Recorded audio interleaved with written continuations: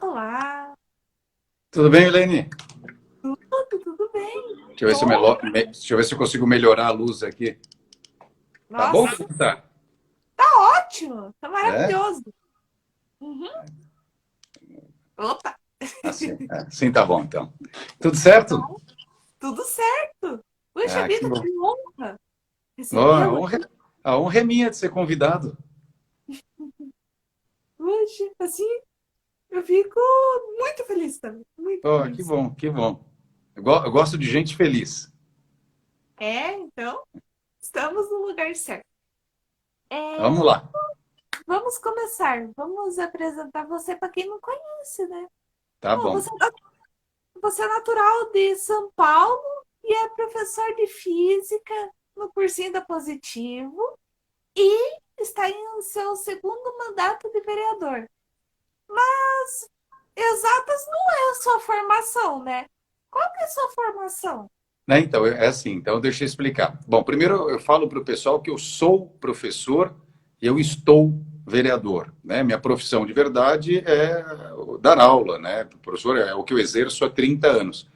Mas eu sou natural de São Paulo, né? Não nasci em Curitiba. E quando eu morava em São Paulo, eu fiz engenharia mecatrônica, né? E depois, quando eu vim para Curitiba, acabei fazendo comércio exterior.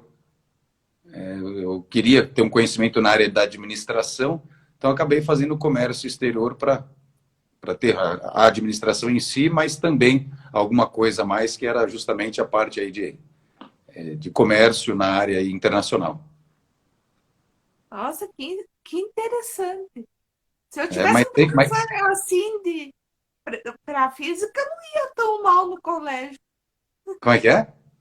Se eu tivesse um professor de física igual a você, eu não Ah, iria tão mal no colégio. mas sabe qual que é o problema? É que a gente aprende física quando a gente é muito novo, né? Quando a gente tem lá 14, 15, entra no ensino médio, esse é o momento que a gente aprende física. E talvez ainda falte um pouco de maturidade para entender melhor a matéria, porque ela não é fácil, né? Realmente tem coisas da física que são bem complexas.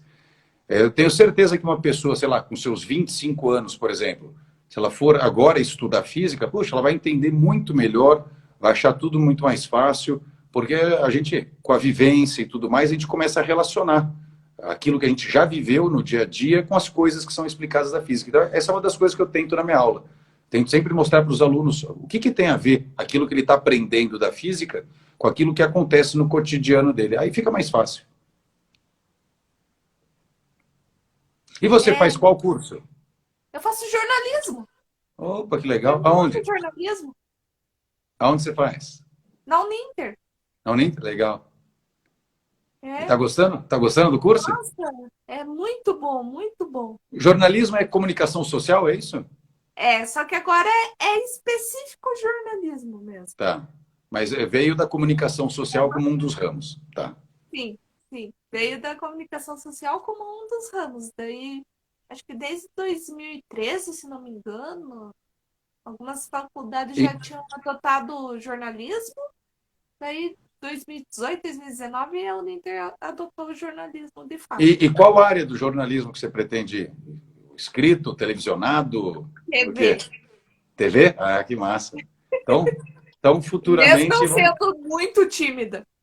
futuramente nós vamos ver você na TV ali, famosa, como âncora. Ai, assim espero. Assim espero. Puxa Ah, vai vida. ser. Bom, você já realizou o sonho de muitas pessoas de passar num vestibular e até entrar, por exemplo, na federal. Mas nos conte, tem algum nome conhecido no meio que entrou na federal e passou pelas suas aulas? Eu acho que o nome talvez mais conhecido, não sei se atualmente tão conhecido assim, mas quando eu dava aula lá em São Paulo, bem no comecinho da minha carreira, quem foi aluna nossa lá foi a Maria Fernanda Cândido, que é atriz. Ô, Sabe louco! quem que é? Ela era bem novinha, né, também, e foi aluna nossa. Ah, sabe quem foi aluna nossa também? Aqui é a Kéfera. Nossa! É, então tem alguns famosos, né? E agora que tem o advento aí do TikTok, essas coisas e tudo mais, tem alguns famosos do TikTok, por exemplo, né? Então, assim, tem alguns aí que estão na TV. Deixa eu ver se eu lembrar de mais alguém famoso aí, eu te falo. Mas tem bastante gente. Nossa! Tem uma moça muito conhecida aqui em Curitiba, que é a Cláudia Silvano. A Cláudia Silvano é a diretora do Procon, né? Aham. Então, é bem conhecida aqui em Curitiba, todo mundo não só conhece, como gosta do trabalho que ela realiza e da pessoa que ela é, uma pessoa muito especial, né? Muito competente, muito carismática. Então tem bastante aluno aí que passou lá e que a gente acaba lembrando é, porque ou ficaram famosos ou porque são realmente especiais, assim, pessoas que se destacam na sociedade. Nossa, tá chique, hein? Dá Ah, aula pra uma atriz, pra uma é, youtuber e pra é, Cláudia Silvano?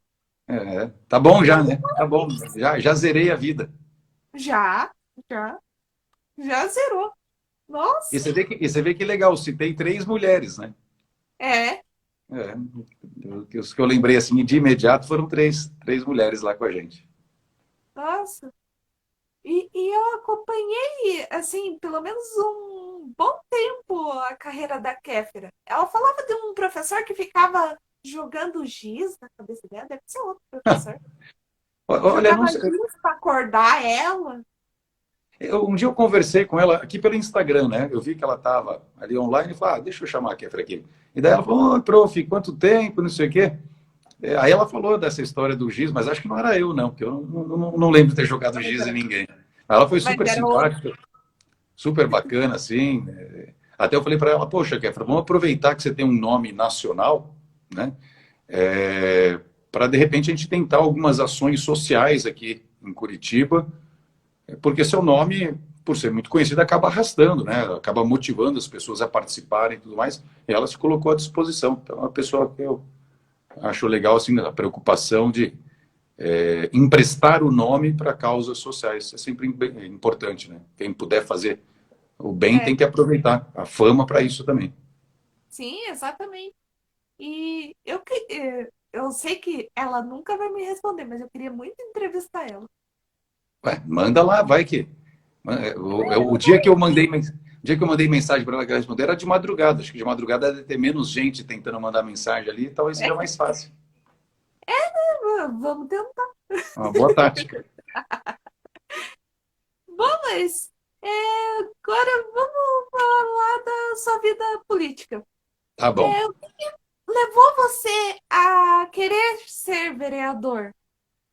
Então, você sabe que eu nunca tinha pensado nisso, né? Eu cheguei em Curitiba em 1995 e nunca tinha me passado pela cabeça a ideia de entrar para a política. Não era algo que não sei se chamava atenção, não, eu simplesmente nunca tinha pensado.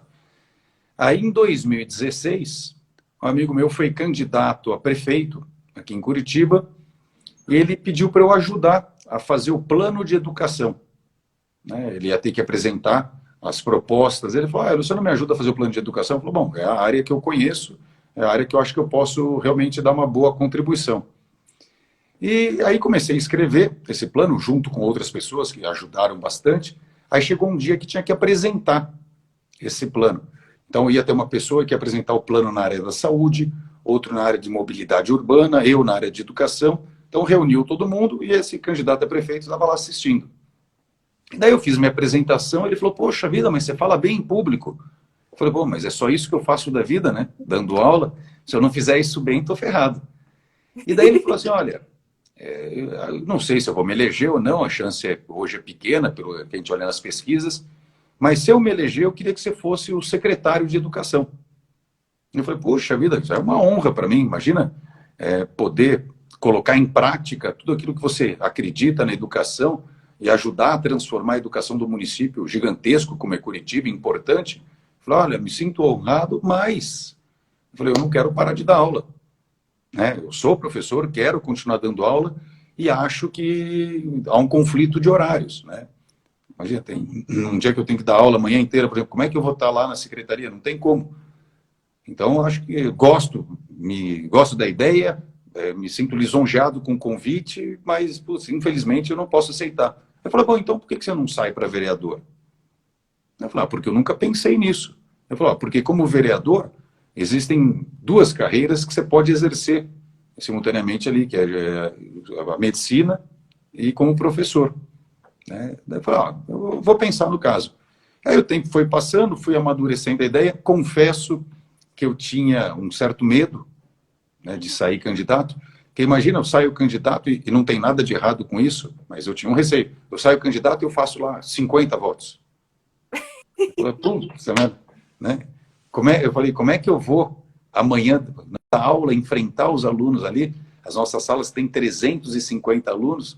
E eu falei, putz, tinha um monte de gente aqui, eu fiz só 50 votos. E ia ser uma espécie, vamos dizer assim, de uma rejeição, né? É. E tem outra coisa, eu dou aula para quem vai fazer vestibular. Tudo que eu mais quero passar para os nossos alunos é a imagem de vitória. Né? Bom, você vai vencer no vestibular, você vai passar na prova, e aí eu ser derrotado nas urnas não denigre ninguém, não tem, assim, não tira o mérito de ninguém. Mas talvez passasse uma imagem de perdedor ali na hora para o aluno, e é uma imagem que eu acho que não seria legal para o aluno, né? Então, eu fiquei com muito medo disso. Eu falei, pô, será que eu saio candidato? Será que eu não saio? Eu falei, sabe um negócio? Quem não arrisca as coisas na vida também não atinge objetivo algum, né? Eu falei, não, vou sair candidato e deu certo. Né? Saí na primeira eleição, fiz 7.188 votos. Né? E às vezes eu fico pensando nesse número, você pegar 7.188 pessoas e colocar num local, é muita gente, né? É muita gente que fala, olha, eu quero você ali, eu confio em você e acho que você pode fazer um bom trabalho. E agora, na segunda vez que eu tentei para vereador, eu fiz 8.315. Aumentei a votação em mais de 1.000 votos e, com detalhe, foi durante a pandemia, né? 15% a menos pessoas foram votar. Então, apesar de ter 15% a menos de eleitores, eu acabei conseguindo aumentar a votação. Então, eu fiquei muito feliz, porque, de certa forma, é um reconhecimento. É a pessoa falando assim, ó, gostei do trabalho que você fez, acho que você merece estar aí novamente, então, mais uma vez, mais algumas pessoas falaram, vou votar em você. Então, vamos dizer assim, é estimulante, você se sente reconhecido no trabalho que você fez. Para mim foi muito legal isso. Então, foi mais ou É, menos assim que eu entrei na política. Ó, vou e mandar um abraço aqui para um amigo meu, o pode Gilles mandar. Balbinotti. O Gilles Balbinotti acabou de escrever aqui. Ele é secretário de Ciência, Tecnologia e Inovação lá na cidade de Pato Branco. E o Gilles realiza um baita de um trabalho. É um cara que conhece tudo da área de inovação e está transformando o município de Pato Branco nessa área. Então, fica um grande abraço para ele. É, e eu já convido ele, se quiser participar do Pessoas que Inspiram, porque não é só jornalista, advogado, vereador. Pode ser qualquer pessoa que faça um bom trabalho que pode inspirar as Aí, outras. ó, então, quem estiver assistindo e gostar da ideia, entre em contato aí com a Milene para se colocar à disposição, né? Vamos E isso é inspirar legal, mais. Milene. Isso é legal. A variedade de pessoas, né? A pessoa pega um segmento só, ok, ela se especializa naquilo. Mas quando você pega aí a multiplicidade de segmentos, putz, você fala com pessoas sobre os mais variados assuntos. Isso é uma coisa muito legal que eu vejo lá na Câmara. Né? Eu falo para o pessoal que você pegar 4 anos como vereador, vale como, putz, 3 faculdades. Porque a cada dia você aprende uma coisa diferente. Então, tem um dia que você está falando de saúde, um dia que você está falando de educação, outro dia que você está falando de mobilidade urbana e está falando sobre economia. Então, você cada dia tem que se preparar, tem que estudar. Né? Ninguém sabe tudo. Então, hoje vai discutir um projeto sobre saúde. Eu não sou especialista em saúde. Então, eu vou lá, estudo para poder debater, não falar besteira. Né? Então, o fato de você ter que estar diariamente estudando sobre os mais variados assuntos, isso, para mim, é a coisa mais rica que eu vejo no mandato ali. Aproveitar aquele tempo para aprender. Eu É, sempre. pois é. Tem muita gente que desperdiça o tempo, né, sem aprender nada. Então, aproveitar o tempo para aprender as coisas, de certa forma, você está fazendo isso aí, ó. Você está aproveitando o teu tempo e está treinando já para um dia estar na televisão, né? Tem que começar de algum lugar, né? Com certeza. É, é bom quando as pessoas confiam no seu trabalho para você poder continuar. Então, conte como que é a rotina. Uma hora professor, uma hora vereador. Como que Então, você concilia assim, tudo? se for pensar na questão do tempo, né, dividir a semana no tempo, 90% do tempo eu estou como vereador, né, e acho que 10% ali acaba sendo ocupado pelas aulas. Então, hoje, por exemplo, antes de chegar aqui para a live, eu estava dando aula agora à noite, né, então passei o dia inteiro na Câmara, né, fazendo os trabalhos ali como vereador, saí correndo da Câmara, fui lá para o positivo, fui lá para o cursinho, dei aula, saí correndo da aula para poder participar da live, né? Mas a rotina é basicamente o seguinte: segunda, terça e quarta são os dias que nós temos as sessões plenárias, que é quando os projetos são votados e tudo mais. Então, segunda, terça e quarta, das 9 ao meio-dia, é a sessão plenária. Existem cidades pequenas em que tem uma sessão só por semana. Mas Curitiba, como tem aí muito projeto, muitos vereadores e tudo mais, então a gente precisa de 3 dias da semana para votar os projetos, os requerimentos e tudo mais. Aí as pessoas falam, pô, mas então o vereador trabalha só 3 dias por semana, das 9 ao meio-dia? Não. Aquilo é o mínimo do trabalho. É o momento que você está presente ali para votar. A maior parte de um vereador é depois das sessões, né? É no outro turno. Porque aí é que você vai elaborar o projeto de lei, e elaborar um projeto de lei normalmente é algo complexo, porque você tem que fazer dentro das normas, você tem que fazer com rigor jurídico, tem que passar por uma série de análises, o projeto é bom ou não é, serve para alguma coisa ou é, né, uma bobeira. Você tem também vários requerimentos que a população faz. A pessoa entra em contato e fala, Euler, olha, aqui na frente da minha casa tem uma árvore que ela está muito frondosa, os galhos estão atrapalhando a visualização, por exemplo, de placas de trânsito. Né? Então você faz um requerimento à prefeitura. A pessoa pode fazer isso também pelo 156, mas se ela entra em contato com o vereador pode fazer diretamente pelo nosso sistema da Câmara ali. Né? Ou tem pessoas que entram em contato que querem apresentar sugestões à prefeitura. Né? Então, a pessoa fala, olha, eu queria sugerir, por exemplo, tal coisa. Quando a gente percebe que é algo viável, interessante, a gente encaminha essa sugestão para a prefeitura também, e a prefeitura pode acatar ou não a sugestão. Mas o maior trabalho do vereador é justamente fora da sessão. Coisa mais importante, o vereador foi feito para fiscalizar a prefeitura. Então, naquele momento que você não está na sessão, você está analisando ali contratos da prefeitura, você está, às vezes, numa obra, olhando se os materiais que estão sendo usados são materiais de qualidade, você está olhando ali o diário oficial para ver tudo que a prefeitura publicou.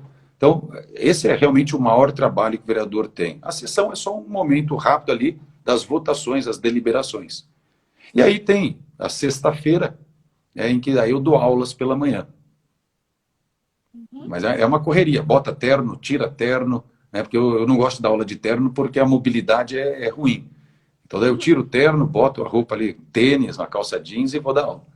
Aí às vezes tem que sair da aula e já voltar para a câmara, aí boto o terno de volta. Né? Mas é legal, Aí, é legal. uma hora esquece, confunde, vai de terno da aula e E fica vai para a câmara. sentadinho na Você cama. sabia que tem uma regra na Câmara, está dentro do regimento, que você não pode ficar no plenário se não tiver de gravata. Nossa. Né? Se você não tiver de gravata, você não pode participar da sessão. Mas é uma coisa meio, talvez, antiquada, tudo, mas é justamente para evitar, porque houve uma época que não tinha isso, aí tinha um cara que ia de bermuda.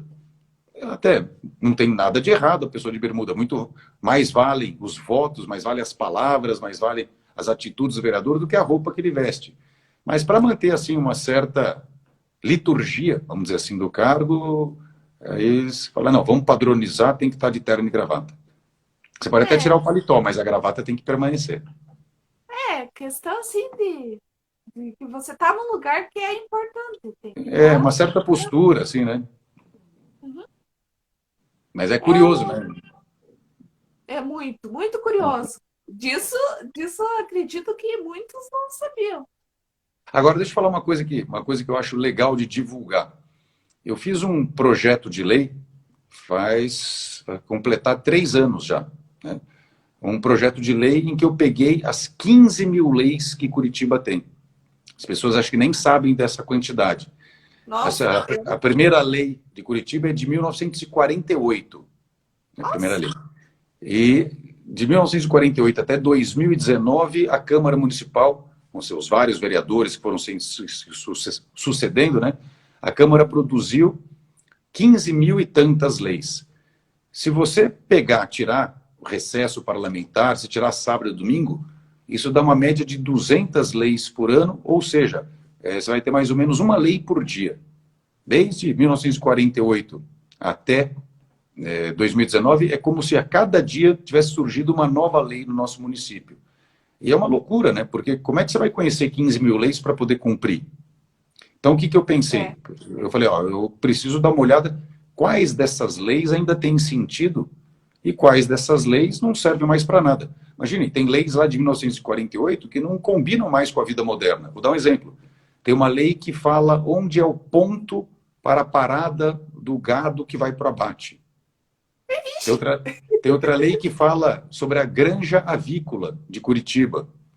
Lógico que lá em 1948, 1950 eram leis que tinham sentido, né? sim, Mas hoje não tem mais nada a ver, só que essas leis estão em vigor ainda.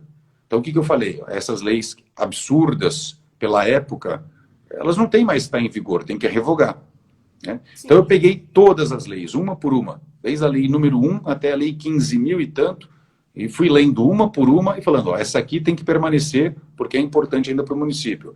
Essa aqui tem que permanecer porque ela ainda tem utilidade. Ó, essa aqui não serve mais para nada.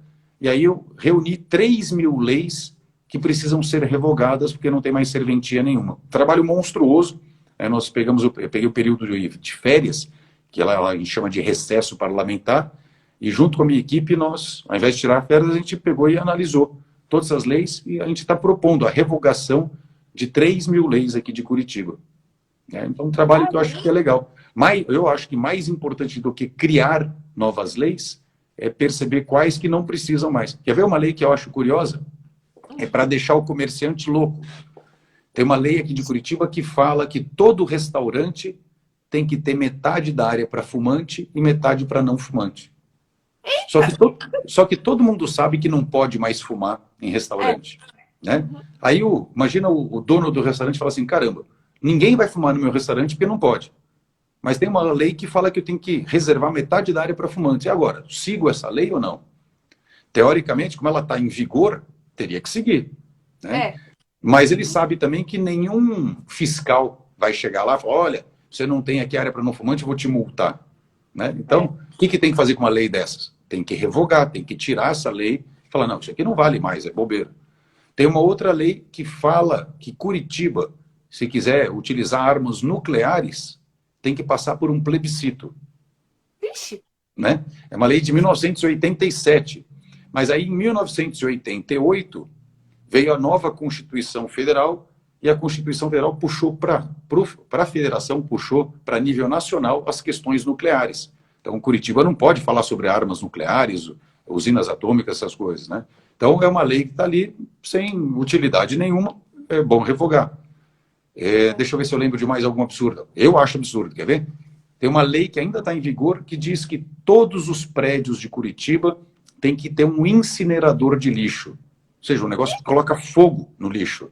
Cara, se pensar hoje nas questões ambientais, cara, colocar fogo em lixo é um absurdo, né? Imagina o risco também para os moradores daquele prédio. Então, graças a Deus, nenhum fiscal chega nos prédios hoje e fala, cadê o incinerador de lixo? Ele viu que não tem sentido, mas a lei ainda fala que tem. A lei fala que tem que ter. Então, o que tem que fazer? Revogar essa lei. E aí são 500, né? São, como eu falei, 3 mil exemplos de leis aí que precisam ser revogadas. Então, agora, depois que eu apresentei o projeto, foi criada uma comissão e essa comissão está analisando o trabalho que eu fiz para ver se concorda com a revogação de tudo isso, se propõe para revogar outras também. E eu dei o nome para esse projeto de Revoga Brasil. Por quê? Porque eu não quero que fique em Curitiba.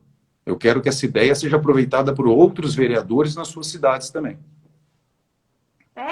É um bom né? projeto, bem Uhum. interessante mesmo. É dessa grossura, que assim, dá Senhor, umas 300 folhas de projeto. Ah, é, o Gilles está fazendo uma pergunta aqui, ó. Como é que está a digitalização dos processos e fluxos da Câmara de Curitiba? Então, Gilles, até importante. Até 2 anos atrás, eu era o segundo secretário da Câmara, né?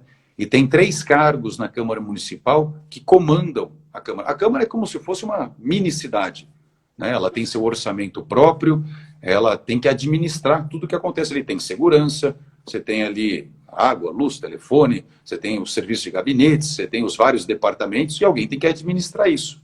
Então, quem é que administra? O presidente da Câmara, primeiro secretário e o segundo secretário. Eles constituem o que a gente chama de comissão executiva.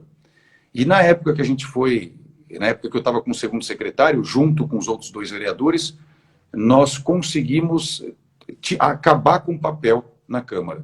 Então, nenhum processo mais da Câmara Municipal de Curitiba é com papel. Lógico, se a pessoa quiser imprimir, ela tem essa opção. Mas está tudo digitalizado, nós temos ali o sistema todo agora que não exige mais o papel. Então, foi uma mudança interessante. A economia é de 100 mil folhas de papel ano. é Né? bem. Então, não só uma economia econômica, mas também uma economia para o meio ambiente. Né? Sim, sim, sim. A gente E como chamou isso aí de a implantação do processo eletrônico na Câmara de Curitiba. Então, hoje é 100% eletrônico, todos os processos. é, A Câmara de Curitiba tá pode se dizer, caminhando para isso. é uma Câmara moderna no Brasil. Né? Na mesma ocasião, nós trocamos também todo o sistema de votação do plenário. Então, hoje é um sistema que não tem. Aconteceu no passado de um vereador olhar para o lado, o outro foi lá e votou por ele. Né? Lógico que é uma coisa proibida, as câmeras perceberam, aí o cara percebeu, mas eu não votei, como é que está meu voto ali? Aí puxaram no sistema de câmeras, viram que foi o outro espertinho que foi lá e votou, e o cara foi cassado por isso, inclusive. Ou, na verdade, acho que ele pediu a exoneração antes de caçarem. Hoje não tem mais esse risco, que nós fizemos, trocamos os sistemas, e o sistema agora tem uma digital. Então, antes de votar, você coloca ali o teu dedo, e só vota, ele reconhece que é você e automaticamente o voto é computado para você. Então hoje eu não preciso votar no meu terminal. Eu posso ir no terminal de qualquer outro vereador e fazer o voto ali porque ele reconhece que é meu pela minha digital. Então a Câmara de Curitiba está informatizada em todos os sentidos, não usa mais papel.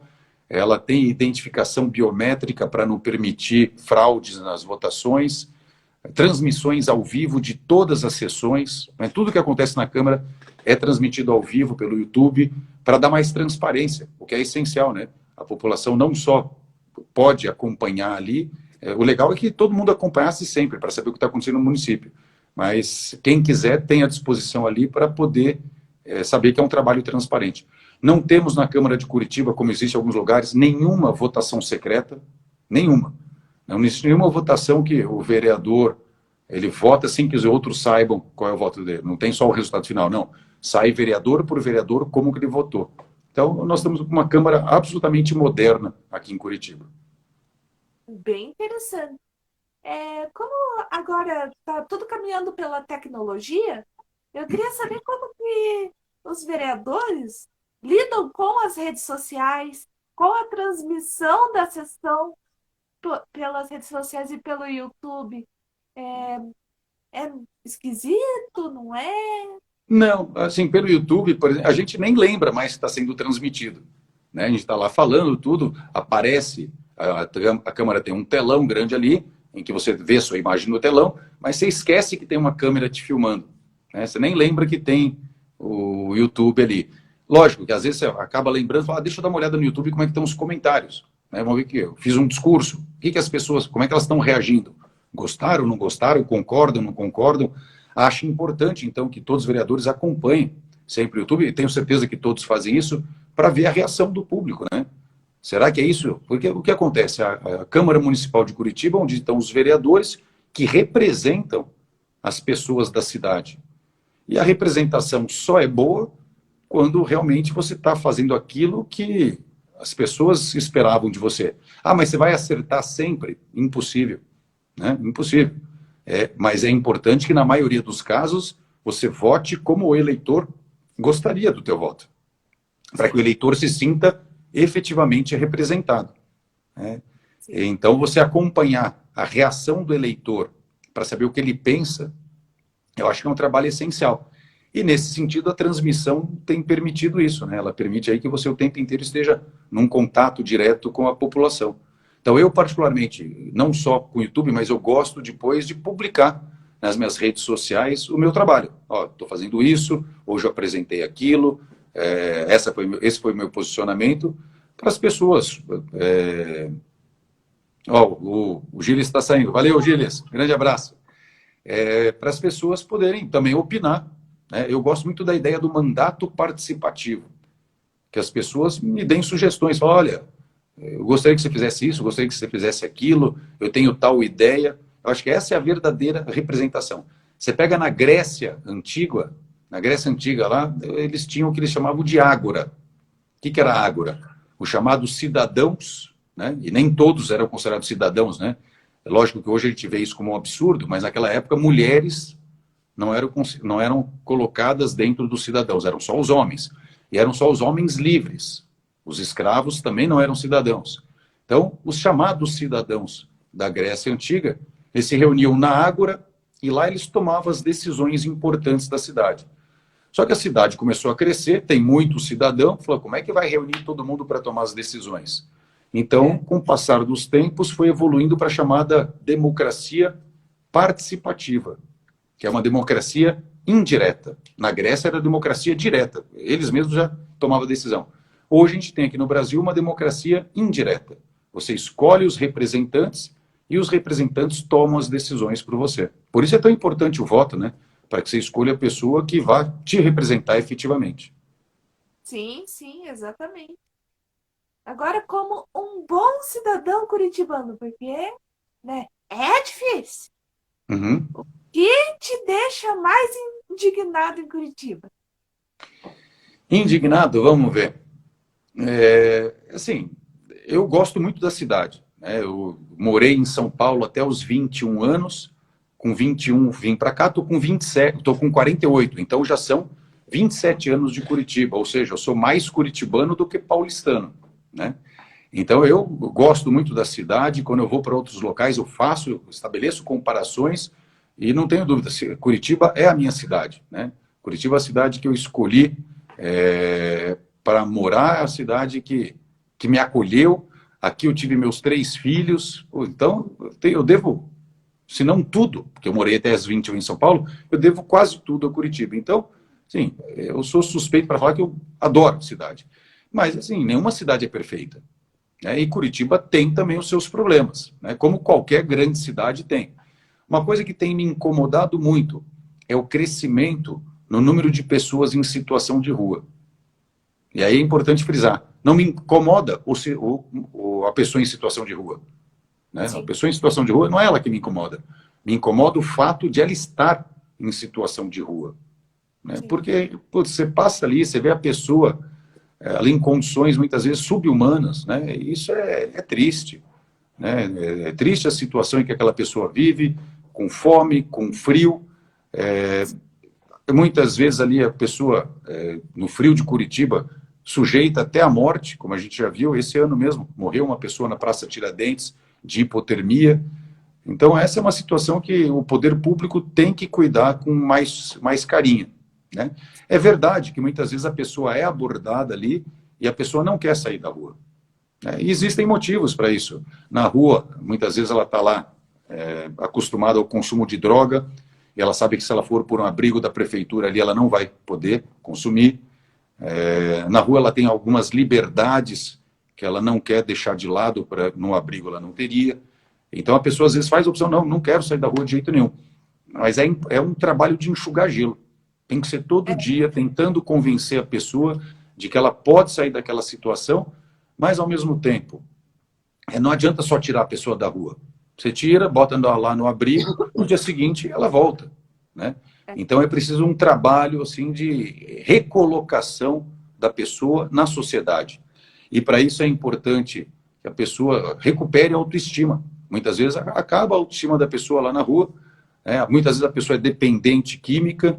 Então, esse trabalho de recuperação da dependência, esse trabalho de recuperação da autoestima, esse trabalho de dar dignidade de volta à pessoa, fazer com que ela queira novamente conviver em sociedade, ensinar uma profissão para que ela possa ter um trabalho e renda. Isso é um trabalho essencial que qualquer prefeitura do país tem que pensar em fazer, né? Ah, mas é barato? Não, não é barato, mas é absolutamente necessário. A cidade tem que ser uma cidade para todos.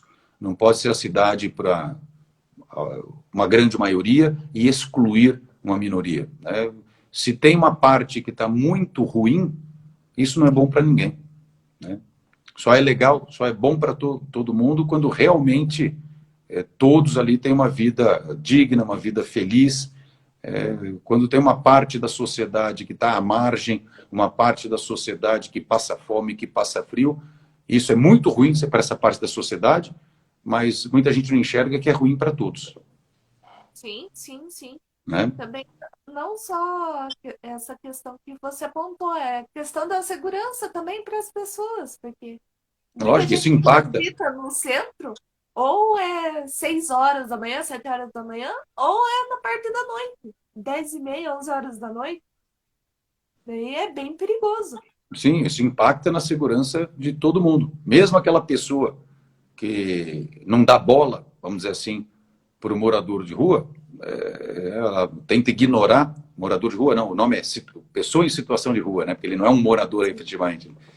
Mas mesmo a pessoa que ignora a pessoa em situação de rua, ela está sujeita à insegurança causada por essa situação. Então, a verdade é a seguinte, não se deve ignorar, né? É um problema que você tem que encarar. Ele existe, aquela pessoa está lá e ela precisa de um acolhimento especial. E quem pode fazer isso? O poder público. Lógico, tem muita gente na sociedade tentando ajudar. A gente vê lá na Praça Tiradentes, tem vários movimentos levando comida para essas pessoas. Tem um amigo meu, que é o Hernani Bindo, que faz um trabalho, o nome dele é Hernani Bindo, e ele faz um trabalho lindo. Né? Ele montou um carro e na traseira desse carro ali ele acoplou uma espécie de uma caçamba. Essa caçamba tem banheiros, e esses banheiros com chuveiro, né, com água quente e tudo mais. É a única possibilidade que essas pessoas têm de tomar um banho quente. E ele faz isso semanalmente, ele vai com isso aí na praça, faz uma fila de pessoas ali, elas tomam um banho, aí ele dá sabonete, ele dá escova e pasta de dente, ele leva a roupa para a pessoa trocar a roupa, colocar uma roupa limpa, né? Assim, a pessoa está naquela situação, então não se faz nada por ela? Não, ao contrário. Primeiro você tem que dar as condições de vida para ela, para que aí ela tenha condições de tentar sair daquela situação. Tem gente que é contra dar comida. Poxa, mas se a pessoa não estiver viva, ela não tem o básico ali para tentar sair daquela situação. Então, é preciso ajudar, sim. Para tentar mudar essa realidade. Sim. Nossa, se só isso te incomoda, eu queria Não, ser não, igual não você. é só isso. Não, não é só isso. Mas acho que esse é um problema sério, porque é um problema social que impacta Sim. na vida de pessoas, né? Agora, a gente tem outros problemas. A gente tem hoje uma quantidade, a meu ver, nem todo mundo tem que concordar, mas uma quantidade excessiva de radares sendo instalados em Curitiba, né? Eu não sou contra radar, de jeito nenhum. O radar ele cumpre uma função de dar segurança no trânsito, né? Para que os maus condutores se contenham, né? Mas quando você instala uma Não quantidade excessiva, a cada 50 metros tem um. né? E principalmente com velocidades diferentes, né? Aqui é 50, agora é 40, ali é 60. Pô, isso é para deixar o motorista louco. Às vezes o motorista fica prestando mais atenção no velocímetro do que realmente no trânsito, o que pode ser um causador de acidentes, né? Outro problema que me incomoda na cidade é nós termos uma obra como a Linha Verde, que já tem 15 anos e não se conclui. Isso é um absurdo. Obra nenhuma pode durar 15 anos. Uma obra que impacta no dia a dia de muita gente. Quem mora ali na região do Atuba, por exemplo, quem tem comércio na região do Atuba, quem tem que passar por lá diariamente, é desesperador. O cara fica lá no trânsito algumas horas. Imagina quem tem comércio ali. O comércio dele precisa do fluxo de pessoas para vender. Aí a pessoa fala, não, lá no Atuba eu não vou porque lá eu pego o trânsito. e aí o comércio não vende. Agora, imagina isso durante 15 anos, que comércio sobrevive? Né? Então, é preciso ter um olhar mais atento a isso aí e, bom, vamos dar fim nessa linha verde, né? Vamos resolver esse problema aqui, tira isso da frente e vamos para novas obras, né? Até por Sim. isso, eu propus lá na Câmara Municipal de Curitiba uma CPI da linha verde, para que a gente possa, e a ideia não é simplesmente falar do problema que nós temos agora, falar, por que chegou nessa situação? Sim. Né? Muito provavelmente, vários problemas aconteceram em gestões anteriores e causaram esse atraso todo. Eu queria ir a fundo nessa história para descobrir o que aconteceu. E aí um dado que é importante. Ao longo da construção da linha verde, pelo menos 3 empreiteiras que trabalharam ali foram empreiteiras condenadas em esquemas de corrupção em outras cidades. Por que eu devo acreditar que só em Curitiba elas foram completamente idôneas? Ah, pode ter sido? Pode, mas eu quero investigar. E para investigar eu preciso da CPI. E para ter CPI eu preciso de 13 vereadores assinando. Eu fiz a proposta, eu tenho 10 assinaturas. Dos 38, só 10 assinaram. Eu precisava de mais 3 assinaturas para a gente dar prosseguimento a isso. Porque é difícil, é E difícil. assim, se eu sou o prefeito da cidade e um vereador vem propor uma CPI, eu falo, não, pode fazer. Pode fazer que eu não devo nada. Pode fazer e no final das contas ainda vou tirar sarro de você. Falar, você fez a CPI e me ajudou a provar aqui que eu sou honesto, me ajudou a provar que eu sou competente. Né? É Essa, verdade. esse tem que ser o posicionamento de qualquer governante quando um vereador, um deputado estadual, um deputado federal propõe uma CPI. Fala, não, faça. Faça e você vai quebrar a cara. Você vai mostrar para todo mundo que eu fiz tudo certo. Né? É verdade. Verdade. O famoso quem não deve não teme. Exatamente. Né? Muitos não querem. Muitos não Exatamente. querem. Bom, então qual o conselho que você deixa para quem quer entrar nessa área de política ou quer ser professor? Porque, né, tem diversas formações. Então, E, e a também ideia do para quem magistério. está se formando agora, sim, o que vai enfrentar daqui para frente. Então, a ideia de o magistério, né, de ser professor, é algo que tem vários caminhos, né? Depende do local que a pessoa pretende dar aula, tem que ter uma formação específica para aquilo. Ó, quero dar aula na faculdade, quero dar aula de jornalismo. Puxa vida, é importante que você faça uma faculdade de jornalismo, que você se especialize ali em uma determinada área do jornalismo para que você possa tratar como especialista daquele assunto. No meu caso, eu dou aula em cursinho. Para dar aula em cursinho, que é um chamado curso livre, você está preparando alguém para o vestibular, né? Você não precisa ter formação específica na área. Né? Por exemplo, eu não sou formado em física e dou aula de física. Né? Você quer dar aula no ensino médio, aí já é necessário ter a formação, que você vai dar o diploma ali para a pessoa e tudo mais que está se formando. Então, tem vários caminhos para quem pretende dar aula. Né? E não tem aula só dessas matérias formais. A aula pode ser aula de dança, né? Pode ser aula de música, pode ser aula de educação física, né? E aí tem cada uma suas particularidades. Na Sim. política, a pessoa que quer entrar, primeiro eu aconselharia ela a acompanhar um pouquinho o cenário. Né? Resolve assistir algumas sessões da Câmara, resolve assistir as sessões da Assembleia Legislativa, onde estão os deputados estaduais, ou da Câmara Federal, onde estão os deputados federais, para ela começar a entender um pouquinho dos mecanismos e a primeira coisa, ela escolher um partido. Né? Então, um partido que combine com seus ideais. A pessoa é mais à esquerda, a pessoa é mais à direita, a pessoa é mais de centro. Então, isso escolhido, definida essa sua posição, tem partidos que vão combinar com a sua ideologia, tem partidos que não. Né? Então, escolhido o partido, e às vezes tem 3, 4 que combinam, né, com o teu posicionamento. Aí você vai conversar com as pessoas desse partido. Deixa eu ver quem que é o vereador, quem que é o deputado desse partido.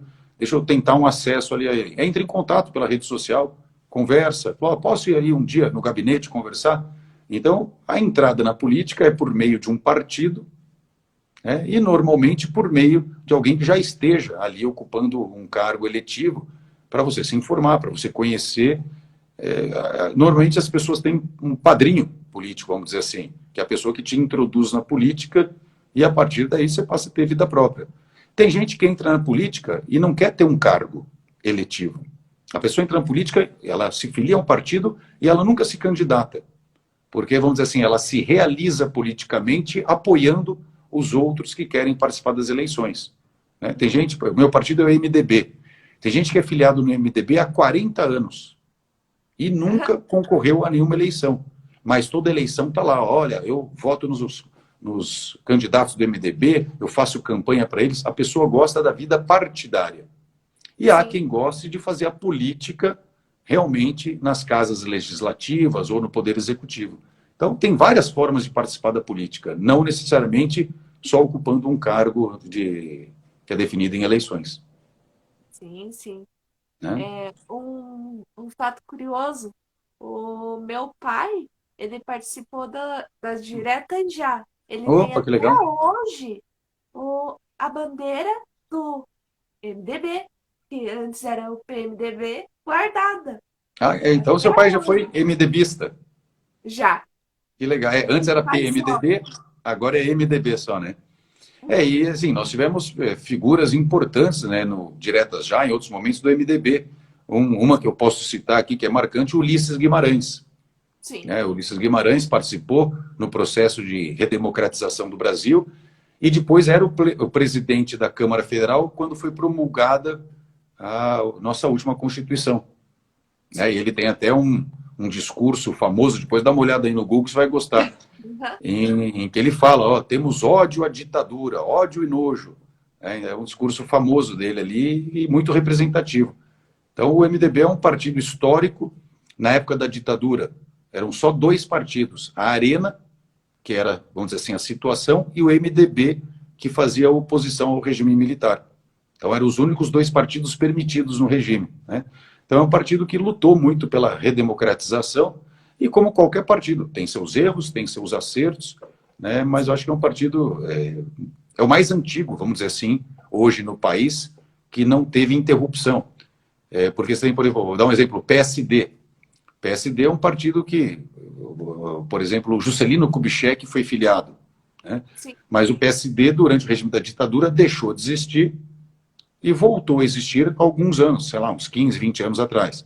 Então ele teve um período de interrupção. O MDB não. Desde a sua criação, continua até hoje. Então hoje ele é o partido mais antigo no Brasil. Então tem muita história.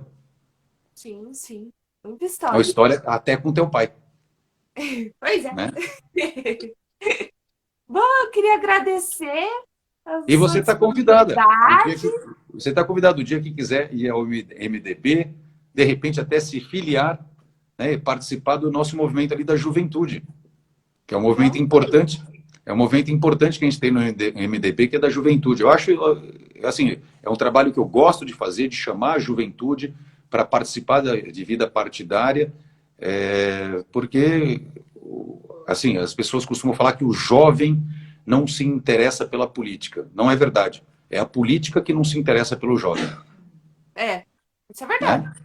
E aí, como a política não se interessa pelo jovem, ele acaba não se reconhecendo na política e se afasta. Sim. Então, trazer o jovem para a política é cada vez mais importante. E eu acho que a gente tem um momento propício para isso. Então, está convidado. Sim. Nossa, obrigada. Imagina. Vamos pensar aí, vai. Vamos conversando, vamos conversando. Ó, Nunca e de cabeça. aproveitar que nós estamos numa live e fazer um comunicado. Eu sou pré-candidato a deputado federal. A intenção da live eu sei que não é essa, mas não custa fazer uma propagandinha, né? Eu sou pré-candidato a deputado federal. Já que está aqui, né? Não, mas só já deixa claro, porque As pessoas ficam sabendo, é né? para quem acompanha e para quem ainda não acompanha também. É importante falar, né, que nesse momento a gente não está ainda em campanha, período de campanha eleitoral, então existem algumas limitações. Por exemplo, você não pode falar qual vai ser teu número, você não pode pedir voto para ninguém, né? Então, seguindo a legislação eleitoral, a única coisa que a gente pode falar é assim, eu sou pré-candidato a deputado federal. Exatamente. Exatamente. Né? Cumprir a lei é sempre importante. Sim, sim, sim. Né? Exatamente. Eu quero agradecer a sua Imagina, disponibilidade, da sua rotina, tirar um tempinho para participar do meu quadro. eu te falei um pouquinho antes, né? Agradecer o nem jantei pessoal ainda. que assistiu. Desculpa, eu interrompi você, perdão. Não, eu te falei até antes da gente começar a live, falou, putz, Milena, nem jantei ainda, saí correndo e já entrei na Pois live. é. E eu tenho o rock independente para gravar. Então já deixo assim, aqui para quem gosta de rock, tem já um programa já que eu vou postar na sexta-feira às 7h30 da Por noite. falar nisso, eu não sei, o rock também é live? Como é que é? Não é gravado, mas eu converso com a pessoa antes, tá? Porque eu tenho que colocar a música Ah, então, da banda para hoje divulgar. eu conheci, hoje eu conheci uma pessoa que futuramente seria legal você conversar. Hoje eu Então conheci me o passem o contato. Cadu Lambach. O Cadu Lambach, não sei se você conhece. Conhece? O Cadu Já, Lambach, eu já vi umas reportagens com ele. então, ele foi um dos fundadores do Legião Urbana, Nossa, junto com o Bonfá, me junto com o passa o Renato contato. Russo. Me passa o E o contato. Cadu Mas já. Lambach, então, ele está lançando um livro agora Uhum. que conta a história lá do início da Legião Urbana. Eu tive o prazer, a oportunidade de conhecer hoje esse cara. Ele mora aqui em Curitiba. Nossa, que Né? interessante. Então, essa seria uma ótima pessoa para você conversar. Mas eu tenho muitos amigos dentro do rock que eu posso te indicar aí para Não, vai, bater vai um papo. mandando, mandando, vai mandando. Atualizar aqui o pessoal. Terça e sexta, 19h30, no YouTube, sai o Rock Independente. Segundas ou qualquer outro dia que depende da disponibilidade da pessoa. Tenho pessoas que inspiram às 9 da noite aqui no Instagram e na quarta-feira, às 11 da manhã, no canal do YouTube. E fico feliz de participar de uma live que chama pessoas que inspiram. Né? É motivo aí de orgulho para mim você considerar que eu sou digno de participar da tua live. Puxa vida. Eu tinha pensado em fazer essa leva das lives no começo da pandemia.